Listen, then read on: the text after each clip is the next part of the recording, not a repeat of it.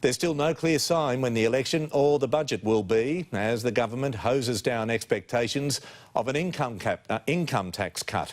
Live to Canberra now, and Nine's Lane Calcutt laying claims of indecision or even incompetence now surrounding the government. Well, that's a growing perception, Pete, and while the Prime Minister is not going to give away the dates of the budget or the election just yet, and did try to get on the front foot over his reform agenda today, there is an air of confusion and indecision, with ministers delivering mixed messages and giving wriggle room answers, along with a series of policy backpedalling. Happy Harmony Day. Harmony Day at Parliament House. We're celebrating it for a week.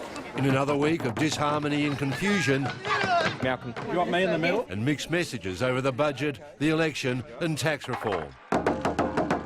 As the drums beat for Scott Morrison's head. There you go.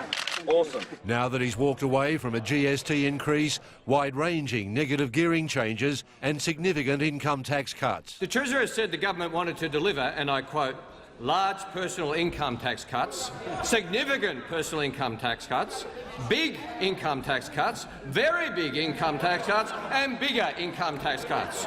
Treasurer, what happened? The money's not there. The government's focused instead on spending restraint and company tax cuts to stimulate economic growth. Prime Minister, what is the government's tax policy? When's the budget? The questions are left hanging. Election speculation, budget speculation, these are traditional parts of our political process, and they will all be resolved in the one case when the budget is delivered and the other case when the election is called. A double dissolution election and May 3 budget a week earlier than scheduled are still options, though publicly at least, ministers are sticking to May 10.